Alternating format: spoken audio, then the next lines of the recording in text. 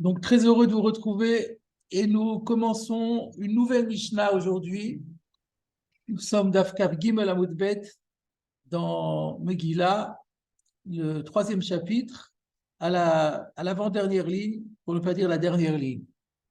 La Mishnah dit Hakore Batora Lo Yifrot Mishlosha Psukim. Celui qui lit dans la Torah, celui qui est appelé à la Torah, ne peut pas lire moins que 3 versets. Une halakha bien connue. Et on verra dans la Gemara pour quelle raison. Ça, je crois même qu'on l'avait déjà vu la semaine dernière. Et maintenant, nous abordons la deuxième halakha. Donc là, on revient dans après l'interruption liée à la liste des halakhot qui concernent 10 personnes. On revient maintenant aux lois sur la Kriyat Torah, tout simplement. Et donc, la Mishnah nous dit maintenant Velo yikra la meturgeman yoter mipasuk echad. Et on n'a pas le droit de lire celui qui va traduire plus qu'un verset. C'est-à-dire le lecteur, il y a lecture en hébreu et lecture en traduction araméenne. Donc le Baal Koré ne peut lire chaque fois au traducteur qu'un verset, pour que le traducteur n'ait pas à traduire d'emblée plus qu'un verset. Alors donc, on parle ici d'un traducteur. On a déjà évoqué précédemment dans cette macérette l'existence de traducteurs. Si vous vous rappelez, d'Afkaf Aleph à Moudbet, on avait vu que lorsqu'il y a un Baal Koré et un Metargem, ils doivent être, quand on lit dans la Torah et qu'on traduit la Torah, il faut que ce soit un lecteur et un traducteur et pas deux, parce que très calé l'homme est. Et dans le Navi, c'est pas important, donc le traducteur, ils peuvent être à plusieurs. Sur la même page de laquelle nous sommes, d'Afkav Gimel Amud Bet, on a vu aussi, si vous remontez sur la Gemara qui était juste avant la Mishnah, on avait dit Loshanu et la Bamakom chez En Turgeman, Avav le Makom chez Yesh Turgeman Posek. Que la lacha en question, dont il était question précédemment, c'était dans un endroit où il n'y avait pas de traducteur, mais là où il y a un traducteur, la lacha a changé.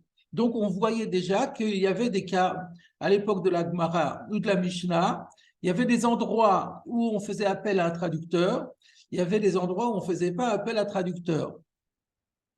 Et d'ailleurs, je vous rappelle que le premier Tosfot de la page qui disait Loshanu, là-bas comme si elle me targumine, et c'est là-dessus que nous, on se base pour ne plus faire de traduction dans des haftarot, en tout cas. Pourquoi? Parce que on voit que ce n'était pas une obligation, puisque même à l'époque de la Gemara, il y avait des endroits où on ne faisait pas appel à des traducteurs. Donc, on revient à la Mishnah. La Mishnah nous dit donc il faut sous-entendre dans les endroits où on a l'habitude de traduire la Torah, on ne doit pas faire traduire au traducteur plus qu'un verset à la fois. Pour quelle raison? On va voir Rashi. Rashi nous dit Lo yikra le meturgeman yoter mipasuk echad, shelo yite meturgeman ametargem alpe. Pour ne pas que le traducteur qui traduit oralement, c'est-à-dire sans avoir de support écrit devant lui, qu'il ne commette pas d'erreur de traduction. C'est-à-dire que s'il avait un de son texte, puis s'il pouvait traduire à partir d'un chumash où il y a le Targum Onkelos, comme dans nos chumashim à nous, il n'y aurait pas de souci. Mais comme il fallait traduire par cœur, c'est-à-dire il fallait dire le texte araméen de mémoire ou par la réflexion, mais pas en lisant un texte, donc l'erreur est possible. Et plus on mettra de versets d'un seul coup, et plus le stress sera important, et plus les probabilités d'erreur seront grandes. Pour éviter que le traducteur ne commette une erreur de traduction, on fera donc verset par verset, ce qui demande un effort inférieur. Voilà ce que nous dit Rashi. Alors donc, dans Rashi, il y a écrit que... Oui, Mickey nous a rejoint. Oui, j'écoute. Je continue. Et donc dans Rashi, il y a écrit que le Targum doit se faire alpé. On ne peut pas lire le Targum par écrit. La source de Rashi, et peut-être, en tout cas c'est confirmé par le Yerushalmi. Dans le Yerushalmi, ici, dans Megillah Halacha Aleph, il y a écrit la chose suivante. Rabbi Shmuel, Nichnas le Bet HaKnesset. Il y a un certain Rabbi Shmuel qui est rentré au Bet HaKnesset. Ra'a she'aya metargem korea targum mitoch hasefer. Et il s'est rendu compte que le traducteur était en train de lire le Targum à partir d'un livre. Amarle, Assour lecha. Il a dit, mais tu n'as pas le droit de faire ça. Dvarim shenemru bepe, bepe. Dvarim shenemru birtav, birtav. Il y a une règle à respecter. Les paroles qui ont été données à l'origine oralement doivent continuer à être transmises oralement sans support écrit. Par contre, les paroles qui ont été dites par écrit, elles, on doit les dire exclusivement par écrit. Donc, c'est la fameuse règle que Dvarim Shebirtav, Yata Roshai Lomra Balpe, Dvarim Shebalpe, Yata Roshai Lomra Birtav. Cette halakha-là, elle est rapportée par le Rambam. Le Rambam, dans l'Ilchot Tefila, Perek Yudbet, halakha Yudalev, dit Velo yetargem mitoch haketav, et là, elle paie que la traduction par le traducteur ne peut se faire que sans support écrit et simplement de mémoire.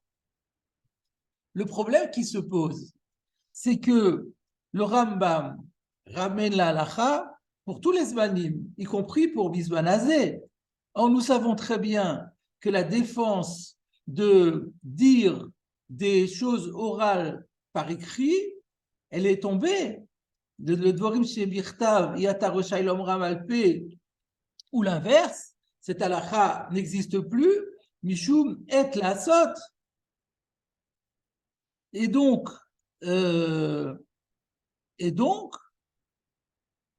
comment se fait-il que le Rambam continue à dire qu'il n'a pas le droit d'être metargem mitoch haktav el alpe,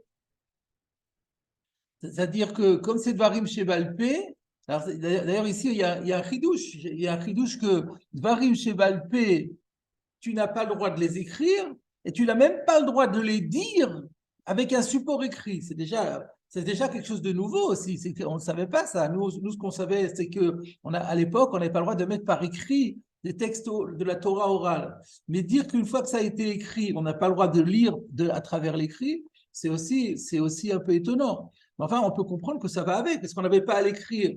On n'avait pas à l'écrire, donc on n'a pas le droit de lire à partir d'un écrit qui n'est pas permis. Mais tout ça, c'était valable avant que vienne la fameuse takana qui est attribuée à Rabbi Yochanan, qui a dit « Et la sot lachem et feru toratecha ». Si on maintient la loi orale dans son oralité, on risque de tout perdre. Et donc, on a le droit dorénavant de mettre la loi orale par écrit. Donc, si j'ai le droit de mettre la loi orale par écrit, j'ai certainement le droit aussi de réciter le texte en le lisant dans l'écrit. Comment se fait-il que le Rambam continue à maintenir cette halakha même pour Zman Hazeh? D'ailleurs, entre parenthèses, il y a aussi une question, c'est que le Rambam ne rapporte pas du tout la halakha de Dvarim Sheba, à part cette citation que j'ai faite dans l'Ichot Fila par rapport au Targum, mais la halakha bichlal de Dvarim Shebalpe Yata Roshai Lomra, le Dvarim Shebirtav Yata Roshai Lomra Balpe, cette halakha-là, elle ne figure pas dans le Rambam. On aurait attendu, puisqu'on sait que le Rambam donne toutes les halakhot pour tous les zmanim, on aurait attendu qu'ils disent qu'initialement, il y avait cette règle, mais qu'elle a été abolie à cause de être la sot lachem. Elle ne figure pas dans le Rambam. En tout cas, puisqu'elle ne figure pas, c'est que c'est autorisé. Donc, si c'est autorisé, comment ça se fait que dans le cas du Targum particulier, là, il y ait cette interdiction de lire avec un support écrit? Voilà la question qui peut se poser, qui est une question difficile. Alors peut-être, on peut proposer la réponse suivante, c'est que nous avons déjà évoqué cette idée que la Kriyat Torah a été notamment instituée en tant que souvenir du Matan Torah. on avait expliqué, on avait vu dans la Mishnah précédente que la lecture de la Torah doit se faire à 10 personnes, devant un minyan obligatoirement. On avait demandé pour quelle raison, pourquoi ça s'appellerait Davarim Shebikdusha, ou pourquoi la lecture de la Torah s'appellerait Davarim Shebikdusha, et pourquoi ça requerrait la présence de 10 personnes. Et une des réponses qu'on avait proposées, c'était que comme le Kriyat Torah vient rappeler le Matan Torah, et qu'au moment du Matan Torah, il y avait la Shekhinah présente, la Shekhinah était là, c'est la Shekhinah qui avait transmis la Torah, et qu'aujourd'hui, on ne peut pas obtenir de présence de Shekhinah s'il n'y a pas un quorum de 10 personnes. C'est la raison pour laquelle la Kriyat Torah doit se faire avec 10 personnes pour faire venir la Shekhinah et pour se remettre dans les conditions du Matan Torah. Il y a plusieurs halachot qui sont valables aujourd'hui encore, qui s'expliquent par le fait qu'on veut reproduire l'événement du Matan Torah quelque part dans la lecture de la Torah. Par exemple, je vais vous citer ce que dit le Rambam par rapport au Targum même. C'est assez incroyable. Et la source en est à Yerushalmi. Le Rambam dit comme ça. En Turgeman nish'ad lo le'amud velo la Korah. Et la omed be'ema ou be'yira.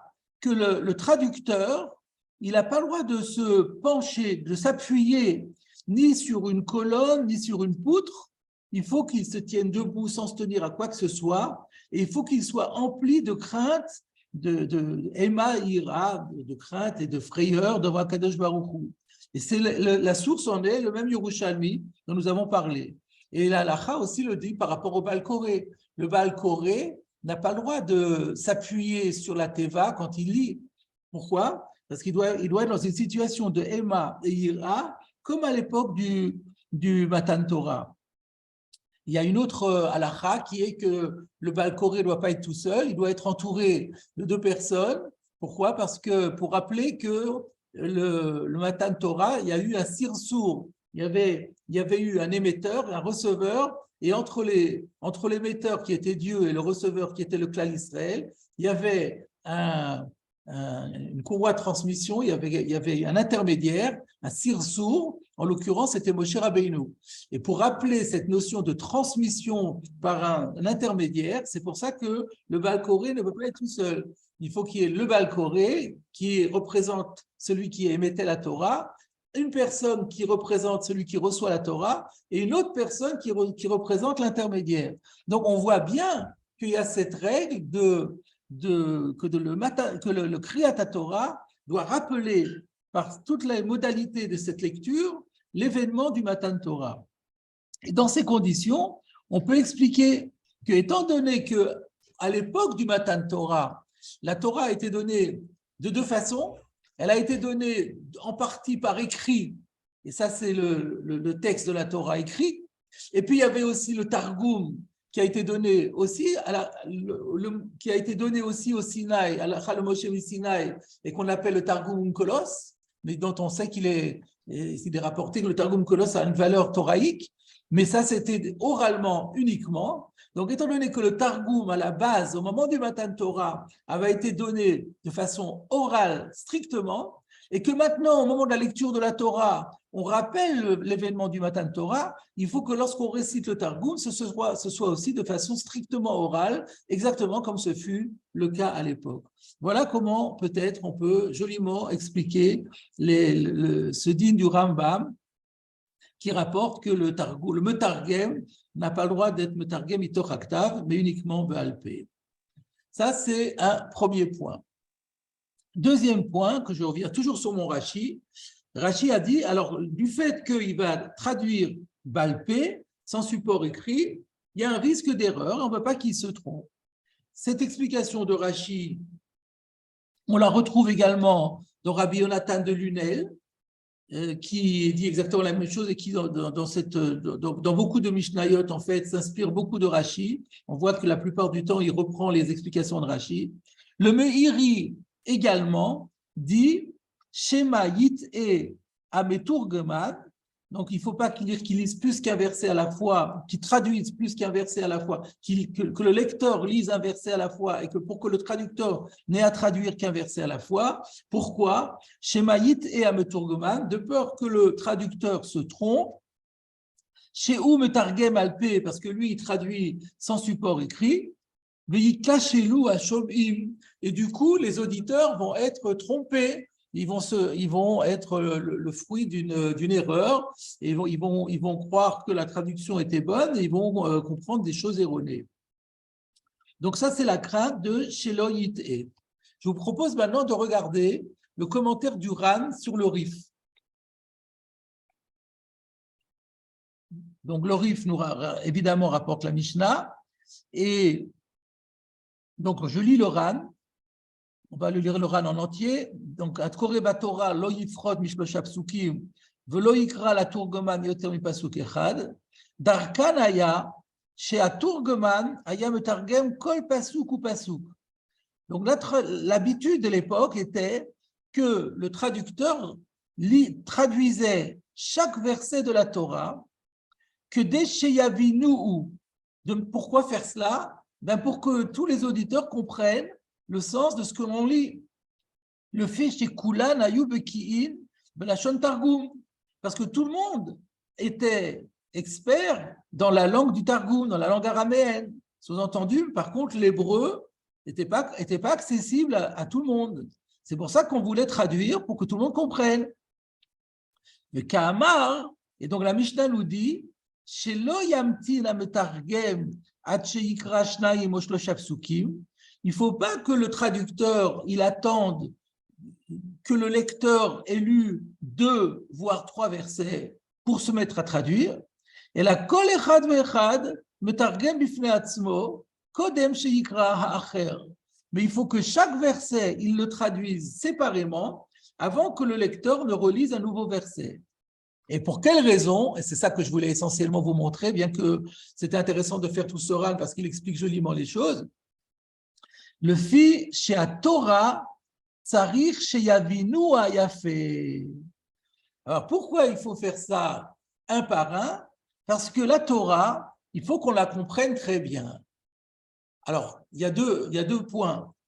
Premièrement, en quoi le fait, on comprend très bien que je comprends qu'il faut qu'on comprenne très bien la Torah, mais en quoi le fait de traduire 3 versets d'un coup serait préjudiciable à la compréhension de la Torah? À partir du moment où la traduction elle est correcte, qu'on traduise un verset d'un coup ou 3 versets d'un coup, on comprendra aussi bien l'un que l'autre. Alors, voilà la question que je me pose. Donc, la réponse que je propose, c'est que il faut laisser aux gens le temps. Si on veut que les gens comprennent, il faut aussi qu'ils réfléchissent à ce qui a été dit pour qu'ils l'assimilent. Donc, si ça va trop vite, alors effectivement, on va comprendre sur le moment, mais on passe d'un verset à l'autre. Ce sont des versets d'une grande richesse, avec un grand contenu. On n'a pas le temps d'assimiler. Et nous, quand on dit qu'il faut que les gens comprennent, il faut qu'ils comprennent, mais que ça leur serve à quelque chose, c'est-à-dire qu'ils le gardent en mémoire, qu'il l'ait bien assimilé. Alors, c'est pour ça que si on fait verset par verset, alors en plus, on fait un verset en hébreu, on ne comprend pas, il va nous le traduire, on a bien compris, et alors pendant que l'autre va lire le deuxième verset qu'on ne comprend toujours pas, ça permet encore de réfléchir au sens du verset précédent qui avait été donné. Donc, du coup, on peut très bien comprendre pourquoi la Mishnah nous dit que ça serait préjudiciable à la compréhension. Donc, ce n'est pas vraiment la compréhension, mais préjudiciable à une assimilation claire des choses qui ont été enseignées. J'ai une question sur ce pirouche. Oui. C'est qu'aujourd'hui, on n'a plus le Targum, on lit quand même en hébreu parce que Beikar, il faut comprendre le texte en hébreu. Le Targum, c'est pour les Nashim et Amea Haratzot. Alors, si on veut que les gens aient le temps d'assimiler, si c'est ça la raison, moi je ne comprends pas pourquoi aujourd'hui on ne ferait pas pasouk par pasouk, mais parce qu'on les lit d'affilée les psukim dans la Torah en hébreu. On ne fait pas d'interruption entre les psukim. Alors, c'est quoi la question? Je n'ai pas compris. On devrait faire. Tu voudrais qu'on fasse un pasouk en hébreu? Et qu'on s'arrête un petit peu, quand on a le temps de le relire. C'est pas possible, c'est pas une lecture, ça. Non, mais c'est une question que je pose par rapport à ce chat. Non, mais il ne faut pas y avoir de temps mort. Là, il n'y a pas de temps mort. Parce que la lecture en hébreu, elle est obligatoire. C'est ça, c'est la takana pour rappeler le Matan Torah. Que tu comprennes ou que tu ne comprennes pas, il y a un chiyuv de Kriyat Torah. Elle a créé la Torah, elle doit se faire sans temps mort. Alors, s'il y a un Targum, alors on interrompt la lecture parce que le Targum, c'est un peu aussi comme une rebelote de la lecture. Alors, on est toujours dans la ligne de la lecture, mais mettre des temps morts, ce n'était pas possible. Ouais, j'entends, Rav, ça répond à la question. Voilà. C'est possible de proposer un autre chat?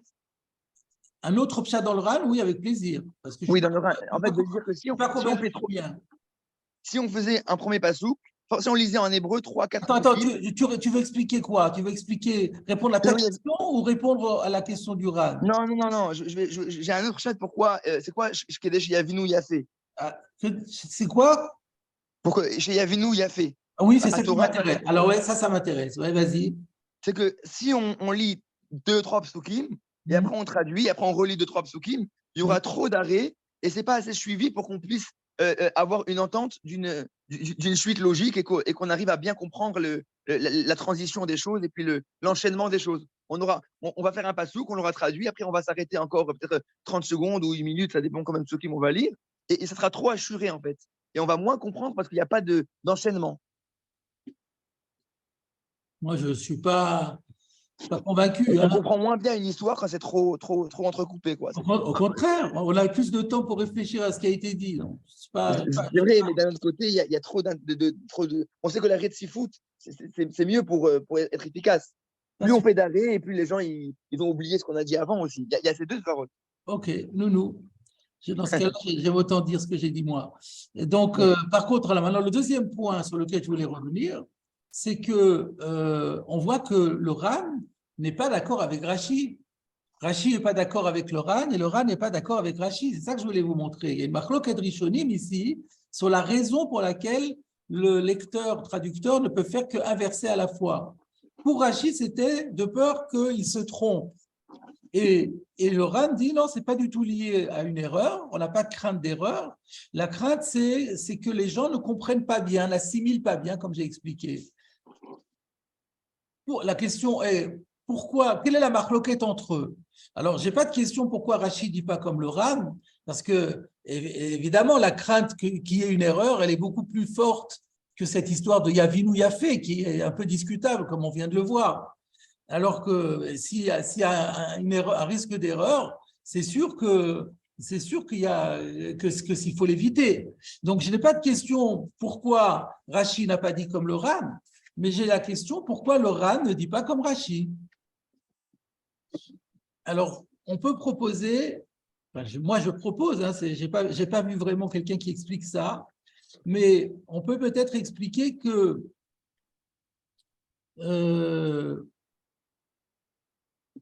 alors, il y a une première réponse qui est très simple. C'est de dire que le RAN pense que aujourd'hui, qu'il y a eu le din de Et la Sot Lachem et qu'on a le droit aujourd'hui de mettre par écrit la Torah orale. Donc, ce din de la Mishnah ne pouvait plus rester. Et donc, parce que c'est-à-dire qu'à partir du moment où le traducteur a le droit d'avoir un support, alors, est-ce que le RAN, parce que vous remarquerez qu'à aucun moment, le RAN que nous avons lu, il n'a pas dit que le Targem, il était le Targem Balpé. Ça ne figure pas du tout dans le RAN. Donc, on peut très bien supposer que lui, il pense que le Targem, il a le droit de le Targem Bichtav, puisque la loi de Dvarim chez Balpé, Rechaï le Kotvam, elle a été abolie avec Etlasot Lachem. Donc, à partir de ce moment-là, il n'y a plus aucun rachage taout. Ça peut être une réponse, si elle est vraie, c'est une réponse qui est, au niveau du taout, c'est vrai que ça a éradiqué complètement la possibilité de l'erreur. Rachid n'a parlé de taout que parce qu'il pense que le Targum se fait balper. Mais si le Targum peut se faire birtav, l'argument n'est plus du tout adapté. Mais on pourrait dire que même si le RAN est d'accord que le Targum se faisait balper, il peut penser que le risque d'erreur, il est quasiment inexistant. Pourquoi? Parce que le traducteur, s'il n'a pas le droit d'avoir un texte écrit, c'est le texte écrit en araméen qu'il n'a pas le droit d'avoir, mais le texte hébreu, il a le droit de l'avoir sous les yeux, puisque c'est Dvarim Shebirtav. Et donc, à partir du moment où moi j'ai un texte en hébreu et on me demande de le traduire, il y a très peu de chances que je me trompe si je m'y connais. On a fait appel à un traducteur, c'est quelqu'un qui a l'habitude, c'est quelqu'un qui connaît. Donc, il connaît le sens des mots et il connaît à la fois la langue hébraïque, il connaît aussi la langue araméenne. Il a le texte en hébreu devant soi. C'est pas très difficile de faire une traduction simultanée. Donc, le risque d'erreur dont parle Rashi, il est finalement très, très limité. Et c'est la raison pour laquelle le Rav a préféré donner son explication à lui. Donc, ça pourrait être donc ça. Donc, Rashi pense qu'il y a un Rashash Taout, ça s'écrit en toutes lettres dans Rashi, qu'à partir même si la personne est là, un support hébreu devant lui, ça n'empêche pas de pouvoir faire des erreurs. Le Rav considère que le risque d'erreur est tellement faible que ce n'est pas très convaincant.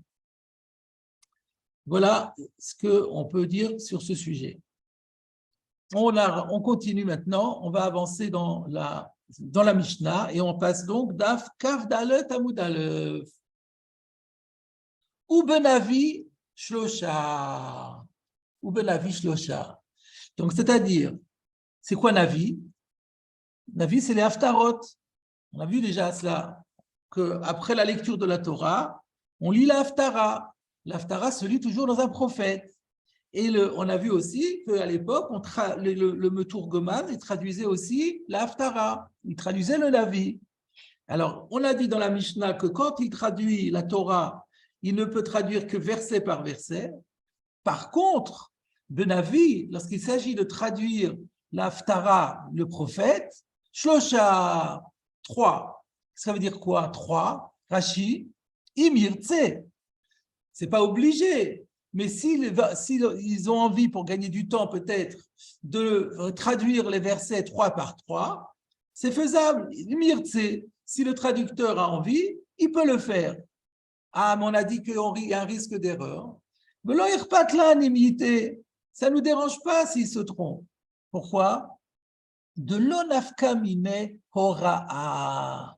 Parce que de la Torah, il ne ressort pas, du Navi, on ne tire pas de hora'a, c'est-à-dire de halacha, de règles pratiques. Le Navi, comme on sait, c'est essentiellement du moussar, c'est des remontrances qui sont adressées au clan d'Israël, un appel à la teshuva et ce genre de choses. Mais il n'y a pas de loi pratique. Et donc, s'il y a une erreur par-ci, par-là, ça n'entraînera aucune catastrophe. Par contre, dans la Torah, c'est sûr que si la Torah, qui est un code de loi, si on traduit mal et qu'on change la loi, ne serait-ce que d'un détail, c'est gravissime. Donc voilà la différence, selon Rashi, entre Torah et Navi. Torah, c'est Hora'a, et Navi, c'est pas Hora'a. Est-ce que le Ram disait quelque chose? Non. Navi bishlosha, Resha, il ikroch shlosha psukim, ou le targem otan beyachad, mais il dit pas, le Ram ne donne pas la raison. Mais on peut dire, alors on pourra dire la même chose aussi, on pourra dire que nous, quand on veut que le Kaal comprenne bien, assimile bien, c'est pour la Torah. Mais lorsqu'il s'agit simplement d'appel à la teshuva et d'appel de remontrance et de morale, de discours moralisateur, c'est pas très grave si on n'a pas eu le temps de tout assimiler. Les idées sont finalement plus simples et elles reviennent, elles sont répétitives, donc c'est pas grave si à un moment donné on n'a pas assimilé. Avec la redondance, on finira par assimiler. Voilà ce que l'on peut proposer de dire. Alors peut-être qu'on va mettre ici la pause avant de voir la suite de la Mishnah, puisqu'il y a un petit Tosfot là-dessus. Donc je vous propose de voir ce Tosfot tout de suite. Ubenavi Shlosha. Ubenavi Shlosha. Ve'achshav enanu makrin la meturgeman afilu benavi et la pasuk echad. Mais aujourd'hui, on ne fait plus comme dans la Mishnah. On ne profite plus de la tolérance qui avait été donnée par la Mishnah de lire 3 versets. Nous ne lisons pour le traducteur, même quand on traduit du prophète, que un verset par verset. Alors, attendez, là. D'abord, je voulais poser une question, mais Tosot avait dit qu'aujourd'hui, on ne fait plus de Targum. Alors, qu'est-ce qu'il a? Il est en train de dire qu'on fait, oui, le Targum. Alors, je vous propose de relire le Tosot qui est juste en face, dans la page Kav Gimel Amud Bet, mais tout en haut aussi. Relisons-le, parce que je ne l'ai pas lu de façon intentionnelle, je ne l'avais pas lu complètement. Donc, je relis complètement. L'Oshanu est là, comme chez En Metargumim. Donc, la Gemara avait dit, ce qui a été dit est valable dans les endroits où il n'y a pas de traducteur. Ce qui laisse entendre qu'on n'est pas obligé d'avoir des traducteurs et qu'il y avait à l'époque de la Gemara des endroits où on ne traduisait pas.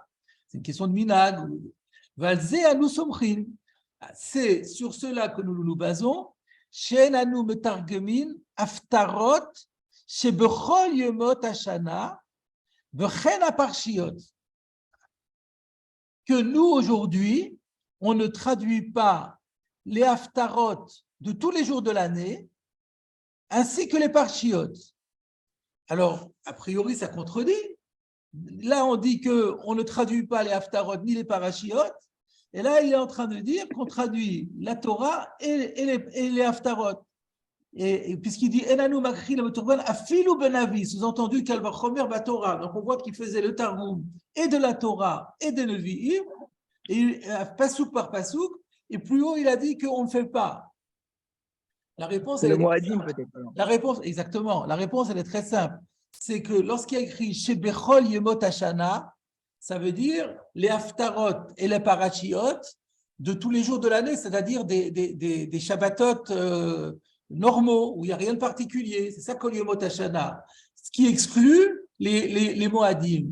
On en aura confirmation dans la suite, dans un autre Tosot, c'est qu'on parle que lorsqu'il s'agit des moments uniques, des fêtes qui sont des moments uniques dans l'année, c'est pas Kol Yemot Hashana, c'est une fois par an. Là, pour quelle raison on verra plus tard, mais là on perpétuait le minhag du Targum. Donc c'est intéressant de savoir qu'en France, au Moyen-Âge, on continuait encore la coutume du Targum, à la fois dans les parashiot de la Torah et à la fois dans les haftarot, mais uniquement à l'occasion des fêtes ou de certaines fêtes. On aura plus de précision là-dessus un peu plus tard. Donc, maintenant… On a le minhag de traduire Haftara de Shmini Shel Pessah. Dans certaines communautés sfarades, on le fait encore aujourd'hui. C'est-à-dire, comment on fait? On fait le pasouk après pasouk. Il y a celui qui est monté à l'Haftara, il lit le pasouk en hébreu, et quelqu'un à côté qui lit le Targum, qui est beaucoup plus long d'ailleurs, parce que c'est le Targum Yonatan, le Targum Yonatan, le Luziel. Ah, je ne savais pas du tout. Ah, bon, c'est intéressant ça. C'est intéressant parce que ça, c'est vraiment la mise en pratique de ce que tu nous as dit. Alors, je reviens à mon Tosfot.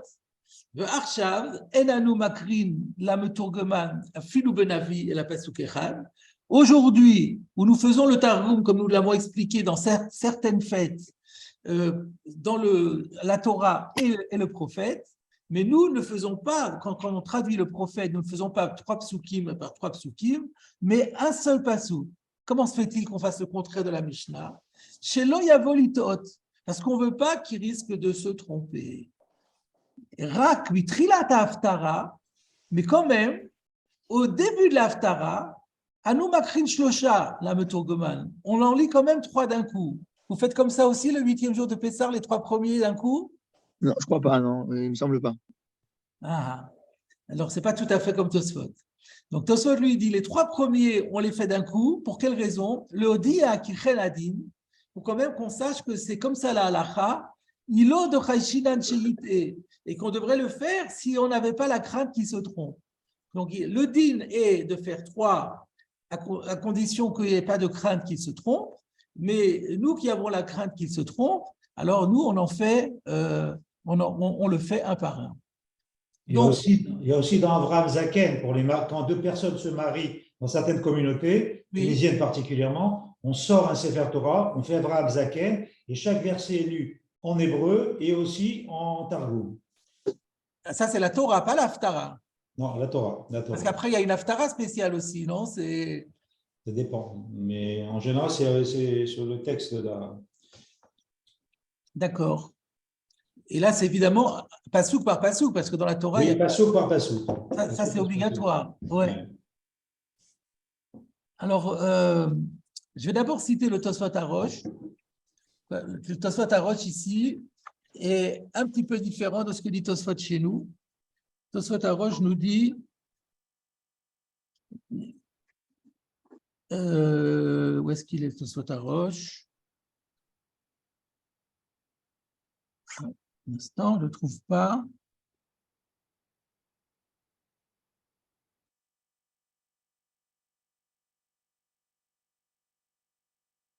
Ah non, non, il est un peu plus loin, donc je ne peux pas vous le citer encore.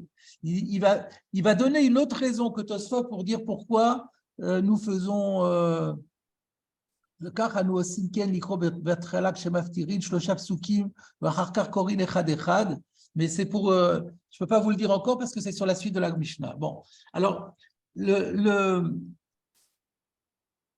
Ituré Megillah, de Rav Pashkes, il pose une question sur Tosfot, il dit, mais comment Tosfot peut dire que on lit dans la Haftara, pasouk par pasouk, parce qu'on a peur qu'il se trompe, alors que Rashi a dit que dans la Mishnah avait dit que dans le Navi, on peut lire 3 d'un coup, parce que lo ichpat la nimité, ça ne nous dérange pas qu'il se trompe.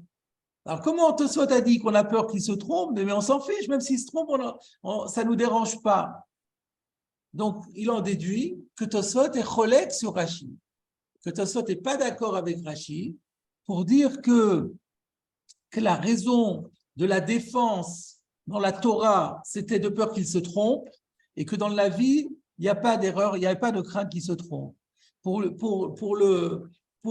Tosfot, le Tosfot pense comme le Ran, c'est-à-dire qu'on n'a absolument pas évoqué le problème de Taout, parce que, comme on l'a expliqué, selon le Ran, il n'y avait pas de crainte qu'on en vienne à se tromper. Et donc, la raison, elle était toute différente, c'est pour chez Avinu Yafé.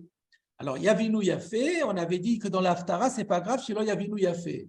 Mais maintenant, Tosfot dit, mais nous, aujourd'hui, on est moins forts que les Juifs de l'époque de la Mishnah, et nous, on a une nouvelle crainte qui n'existait pas à l'époque, c'est la crainte qui se trompe. Et s'il y a une crainte qui se trompe, alors pour l'éviter, il faut faire pasouk par pasouk. Donc, ça voudrait dire qu'on a la preuve ici que Tosfot, il est cholek sur Rashi, que la raison pour laquelle on a interdit dans la Torah de lire plus qu'un verset, c'est pas de peur qu'il se trompe, comme disait Rashi, parce que ceci nous obligerait à dire que dans le Navi, il n'y a pas cette crainte, mais c'est pour d'autres raisons, alors que la crainte n'a jamais été envisagée, parce qu'à l'époque, il n'y avait pas de peur de crainte, mais aujourd'hui, on a une peur de crainte, et s'il y a une peur de crainte, à ce moment-là, le din est modifié. C'est ça qu'il dit, Kiken a dit, ilo de chashinan sheyite. Le din est comme ça s'il n'y a pas la crainte qu'il se trompe. Alors, à l'époque, il n'y avait pas la crainte qu'il se trompe, donc on a autorisé, mais aujourd'hui, il y a la crainte qu'il se trompe, donc on n'a plus autorisé. Voilà ce que dit le Ituré Megillah. Alors, est-ce qu'on peut déduire de là que Tosfot, il pense que, parce qu'on a voulu dire dans le Ran, pourquoi il ne pense pas comme Rashi? On a dit parce que peut-être que le Ran, il pense qu'on peut lire le Targum dans le Ktav. Ouais. Et là, on voit que non, parce qu'il y a encore le Chachash chez et même qu'il pense comme le Ran. Bravo, c'est ce que j'allais dire. Ah, pardon. C'est très bien, mais c'est bien. C'est effectivement, si on explique que dans le Ran, il n'y a pas la crainte chiite parce qu'il a le support écrit, alors c'est impossible de comprendre ce que dit, de dire que Tosfot est sur la même ligne que le Ran. Mais j'avais donné une autre interprétation possible dans le Ran. Donc là, il faudra dire que Tosfot irait comme le Ran dans la seconde interprétation, à savoir qu'à l'époque, on pensait que si on fait 3 psukim, encore une fois, pourquoi est-ce que le Ran pensait qu'il n'y avait pas d'erreur de se tromper? Parce que il y avait un chumash avec le Targum. Il y avait un chumash, et voilà, il y avait un chumash en hébreu. En hébreu, avec le chumash en hébreu, le support hébreu, il n'y a pas de risque d'erreur. Et là, maintenant, Tosfot dit, oui, ça c'était vrai à l'époque de la Gemara, mais à notre époque, à nous, les traducteurs ne sont pas aïe, même s'ils ont un support hébreu, ils peuvent aussi se tromper. Donc ça pourrait aller. Oui. Mais moi, je veux dire que Vodom Imkomo Munach, mais je ne suis pas du tout d'accord. Et il est très possible que Tosfot pense comme Rashi et pas comme le Ran, parce que quand même la chita du Ran, elle est quand même très novatrice et c'est beaucoup plus classique. Tous les classiques disent comme Rashi. Alors, quelle est ma démonstration? J'ai rapporté tout à l'heure que le Meiri, il était d'accord avec Rashi. Il avait expliqué que la raison pour laquelle on n'a pas le droit de lire plus qu'un passouk dans la Torah, c'est chez l'Oyité, pour ne pas que le Turgoman se trompe, Veikashlou, à Tzibour, et ce qui entraînerait un gros problème pour les auditeurs qui vont entendre des choses qui sont incorrectes et qui vont y accorder crédit. Donc, il a bien validé le pshat de Rashi. Et là, il y a un commentaire très intéressant du Meiri sur la Mishnah qui dit « Ubenavi shlosha ». C'est une question qu'on ne s'est pas encore posée, je l'ai gardée exprès pour maintenant, à savoir, mais si on veut en lire 4, on peut ou pas? Pourquoi la Mishnah, est-ce que quand la Mishnah elle dit shlosha, c'est shlosha strictement et pas plus, ou bien c'est autant qu'on veut? La page toute, c'est si la Mishnah me dit shlosha, c'est que c'est pas plus. Alors pourquoi pas plus que 3? Cette question-là, donc le Meiri l'explique. Pourquoi? Parce que le Meiri, il dit que on a aval loyoter mishlosha. Pourquoi? Dea ta'ut metsuya bekar. Parce que là, l'erreur, elle est courante. Et même, je crois qu'il avait dit moins que 3, il rajoute, là, je n'ai pas noté tout le lachon, moins que 3, déjà, c'est pas sûr qu'il se trompe, et même s'il se trompe, c'est pas trop grave, parce qu'il n'y a pas de aura, comme disait Rashi. C'est-à-dire qu'en fait, la tolérance de 3, elle s'articule sur 2 idées. C'est que premièrement, c'est pas sûr du tout qu'il va se tromper, mais même si d'aventure il se trompait, c'est pas une erreur dramatique parce qu'il n'y a pas de aura, comme disait Rachid. Mais là où je prends des risques énormes, où la ta'out et metsuya, même si, alors là je dis pas l'oir patli, on n'institue pas a priori un système qui est fondé sur l'erreur. Alors même si on dit que c'est pas trop grave s'il se trompe parce qu'on n'est que dans un avis, d'accord, mais on n'organise pas quelque chose qui est source d'erreur. Si on a permis jusqu'à 3, c'est parce que l'erreur, elle est très rare. Elle n'est pas impossible, mais elle est très rare. Comme elle est rare, là, si elle est rare, on dit, au pire des cas, c'est l'honora. C'est pas trop grave. Mais si c'est ta'out metsuya, là, ça devient un problème. Et je me suis même dit qu'on peut faire entrer ça dans Rashi. Parce que Rashi… Exactement. Le him. On aurait attendu que Rashi dit ça ne nous dérange pas qu'il se trompe. Attention, Rashi n'a pas dit ça. Il a dit imité. Ça ne nous dérange pas si par hasard, si d'aventure il se trompait, parce qu'il n'y a pas d'afkaminal aura. Mais c'est seulement parce que ce n'est qu'une hypothèse. Mais si l'hypothèse devenait une quasi-certitude, on n'aurait pas dit ça. Et a priori, le pshat du Meiri s'impose, comme je vous le dis, parce que pourquoi on limite à Shlosha sinon? Donc, d'après ça, il s'avère que même dans le Navi aussi, il peut y avoir un Chachash Taout. Au-delà de 3, il y a un Chachash Taout, et c'est pour ça que ça a été interdit. Alors maintenant, on peut très bien expliquer Tosfot dans le même halach, et Tosfot dit, oui, mais nous, aujourd'hui, on a baissé le niveau, et ce qui existait à l'époque de la Gemara, au-delà de 3, nous, même dans 3, on a déjà le problème. Et donc, pour éviter les problèmes au maximum, déjà quand on n'en fait qu'un, on n'a pas encore limité à totalement, mais là, on va restreindre. Donc, on en fait un par un. Donc, c'est ça que disait Tosfot. Chez Loya Volitot, Enanu Makri la Meturgama la Filu Benavi, et la Pasuk Echat chez Loya Volitot, pour ne pas qu'il en vienne à se tromper. À l'époque de la Mishnah, on n'avait pas cette peur. Aujourd'hui, on a cette peur. Et donc, Tosfot, après ça, va parfaitement dans la ligne de Rashi et du Meiri. Mais il y a même un diouk, le même diouk qu'on a fait dans Rashi, on le voit dans le Tosfot, parce qu'à la fin, il dit il n'a pas dit comme Rashi imité, il a dit Sheit. Machma, c'est quasi certitude que même avec 1, c'est comme plus que 3. Ça, je ne suis pas certain parce que Chachash, le mot Chachash, il connote déjà la notion d'hypothèse. Donc, entre Chashinan Shema ou Chashinan She, pour moi, c'est blanc bonnet et bonnet blanc. D'accord. Alors, on a donc bien clarifié ces choses et on va continuer maintenant la Mishnah. On revient à la Mishnah. La Mishnah Juste dit, une petite question, c'est possible de la avec poser maintenant? plaisir, oui, oui, oui. C'est qu'on avait vu au début de ce Pérec que dans la Megillah, il y a marqué aussi Metargemin, et Rashi, il avait dit Logar Sinan Metargemin, parce que En Targum Baktuvim. Et le Tosfot, il avait dit non, il y a des Targum dans le Ktuvim aussi. Donc il ne faut pas être méchané la Girsa. Bah, s'il y avait un Targum dans les Ktuvim, pourquoi la Mishnah, ici, elle ne nous parle pas dans la Megillah combien on peut lire de Psukim? Il nous parle de la Torah, du Navi, mais il ne nous parle pas de la Megillah. Alors qu'on est dans la Meseret Megillah quand même. Alors si ça existait Targum dans Ktuvim, dans la Meseret Megillah, on aurait dû en parler quand même.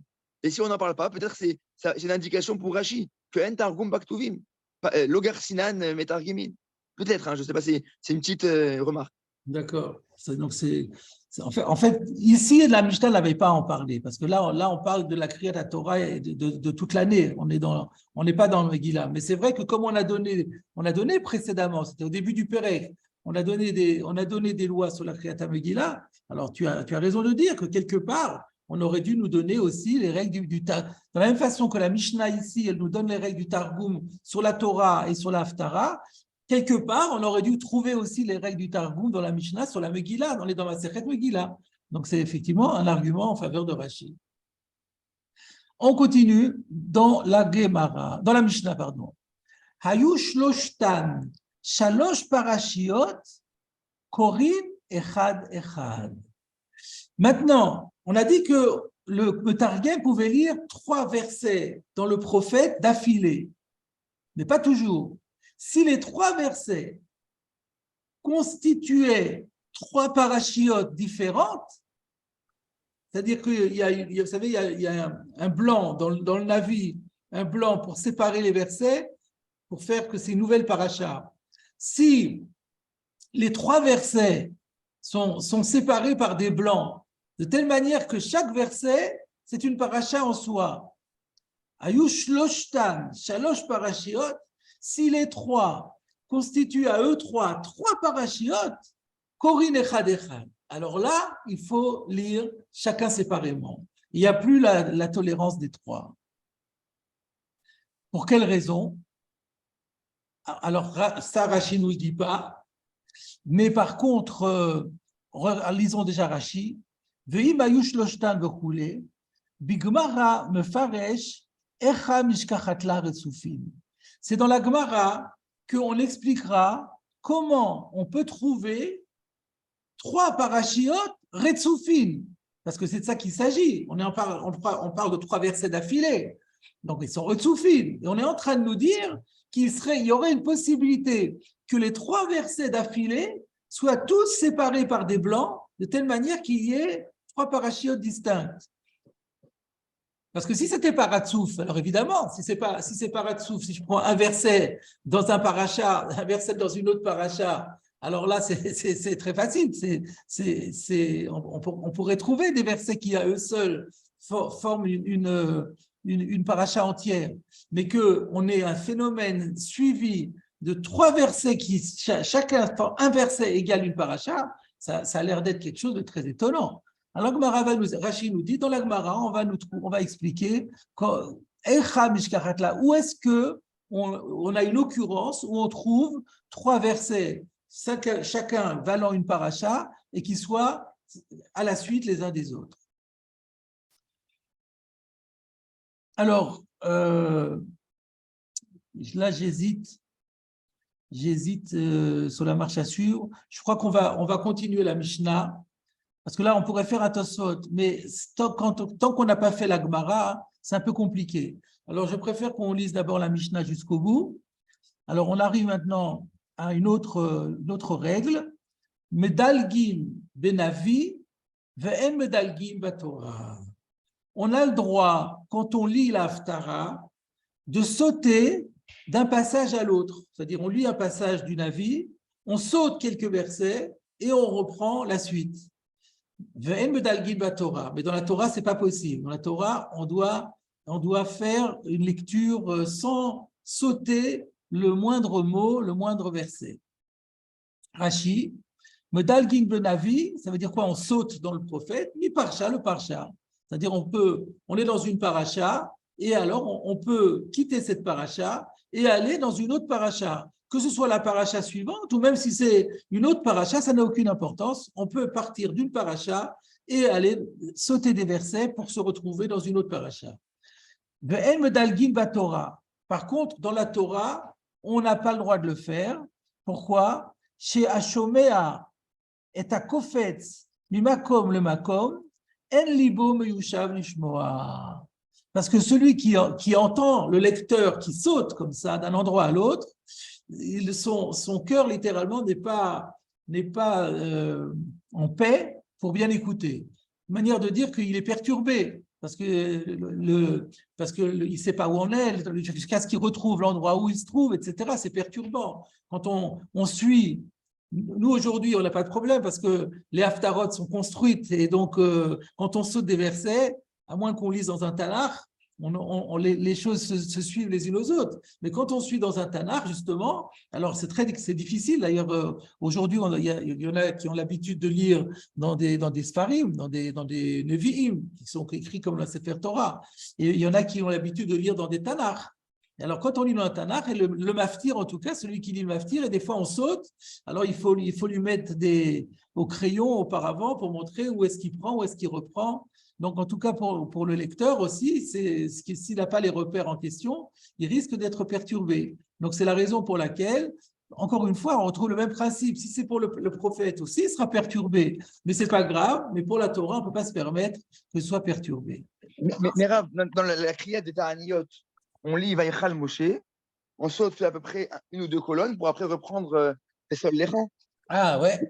Oui, c'est vrai, c'est une question, ça. Mais peut-être qu'il n'y a pas de Hora'a là-bas, donc il n'y a aucune mitzvah, c'est juste un récit Alors peut-être que là, quand il n'y a pas de Hora'a. Quand même, il y a une règle ici, El Medalgin Batorah.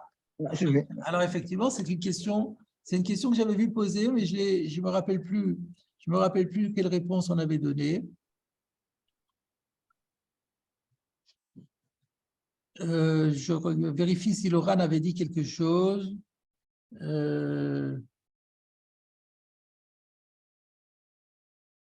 Non, on verra ça plus tard. Dans l'oral, on pourra voir ça plus tard. Donc, la question de Bayochal. La question de Bayochal, qu'est-ce qu'on peut répondre à ça?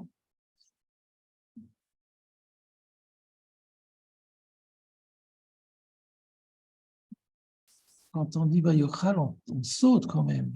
On n'avait pas vu ça déjà. On avait cette notion de Medalgin, on l'avait déjà rencontrée à propos de Rosh Chodesh. C'est une question qui me rappelle quelque chose. On n'avait pas vu. Mais même la Kriyat Torah dans le Beth Amikdash, à Yom Kippour, on est marqué dans Yom Kippur. Ça, c'est la question que la Gemara posera. Ah, d'accord. Alors peut-être qu'on attendra de revoir la Gemara. Peut-être qu'avec la réponse de la Gemara sur Acharemot, on aura peut-être la réponse aussi sur Vayochal. Et sinon, on en parlera à ce moment-là. On revient à notre Mishnah. Vatkama umedaleg ad kedei shelo yifsok hameturgeman. Alors, est-ce qu'il y a une limite à la quantité que l'on peut sauter? Jusqu'à combien il peut sauter d'une paracha à l'autre, jusqu'à ce qu'il n'y ait pas trop de temps pour que, chez Lo Yifsok HaMeturgeman, pour que le traducteur n'ait pas à s'arrêter. Qu'est-ce que ça veut dire? On regarde dans Rashi. Vatkama ou Medaleg, Benavi, d'abord, Rashi nous dit. Évidemment, quand on pose la question jusqu'à combien il peut Medaleg, alors on aurait pu comprendre, ah oui, je comprends pourquoi Rashi intervient, parce qu'on aurait pu comprendre qu'on revient sur la Torah. Tu m'as dit qu'on ne saute pas dans la Torah, mais il y a quand même une petite quantité qu'on peut. Donc dans la Torah, jusqu'à combien il peut être Medaleg? Et donc, ça irait sur la Torah. Rachid dit, non, c'est pas ça. Dans la Torah, on n'est pas Medaleg Birchal. On revient sur le Navi. On a dit Medalgin Benavi, mais même le Medalgin Benavi, il est limité. Vatkama ou Medaleg Benavi. Et la réponse est Shelo Yifsok Aturgeman. Ça veut dire quoi? Shelo Yedaleg Mimakom Sheu Kore Ela Kede Sheyuchal Lagul et Sefer Velikrot Bemakom Adilug Kodem Sheyigmor Aturgeman Targum Amikra sheyedalek ze. Mishum she'en kvod tzibur lamod sham bishtika. Alors, qu'est-ce que ça, je traduis? Il ne faut pas qu'il se mette à sauter à partir de l'endroit où il lit. Il ne peut sauter que une quantité de passages tels qu'il aura le temps, chez Yuchal, la goule, de rouler, est à le Sefer du Navi, le livre du Navi, qu'il ait le temps de le rouler. Velikrot, et de reprendre la lecture à l'endroit qui suit l'endroit sauté, Kodem Sheigmor Aturgeman, Targum Amikra. Avant que le traducteur qui est en train de terminer la traduction du verset précédent, du passage précédent, il faut que donc il ait fini de rouler avant que le traducteur ait terminé de traduire son verset. Alors, la seule chose ici, j'ai un problème, je ne sais pas interpréter ce Rashi. Il me semble, Libi Omerli, qui a un Taout Sofer, mais il n'est pas mentionné par personne. Il dit Kodem Sheigmor à Turgeman, Targum Amikra Sheyedalek Ze. Avant que le traducteur achève la traduction du verset qu'il a sauté. Mais il traduit pas le verset sauté. On ne traduit pas les versets qu'on saute. On ne traduit que les versets qui sont lus. Alors, qu'est-ce que ça veut dire? Kodem Sheyigmor, Aturgeman, Targum Amikra, Sheyedalek Ze. C'est les mots Sheyedalek Ze, ça ne va pas du tout. D'ailleurs, dans le Rashi, sur le Rif, il n'y a pas cette version-là. Écrit Kodem Sheyigmor Aturgeman, Psuko, Targum Psuko, qui termine la traduction de son verset. Ça va. Mais Amikra Sheyedalek Ze, ça ne donne pas de sens. Donc, à mon avis, il y a ici un problème de texte, de version, mais je suis étonné que personne n'ait remarqué. Si quelqu'un a une idée, c'est très, très bien. En tout cas, la raison, c'est quoi? Mishum she'en kvod tzibur lamod sham bishtika. Ça, c'est un grand principe, hein, c'est important pour nous, les rabbins. C'est pas kavod pour le tzibur, que le tzibur soit obligé de rester comme ça, silencieux, d'attendre que ça se passe. Il faut éviter, dans un Bet HaKnesset, les temps morts, parce que c'est un manque de kavod pour le tzibur, ils attendent. C'est pour ça que les sfarim doivent toujours être mis en place avant qu'on les sorte, pour ne pas qu'on soit obligé, parfois on se trompe, parfois quelqu'un sort le mauvais sefer, et on devait lire Bereshit et il est encore à Zot Abracha, c'est une catastrophe. Il faut rouler tout le sefer, ça peut durer facilement 20 minutes, et pendant ce temps-là, les gens s'ennuient. C'est pas kavod tzibur, la mode sham bishtika. Donc le principe, il est intéressant. Je vois qu'il est 14h06, donc on va en rester là pour aujourd'hui. Je vais mettre fin à l'enregistrement.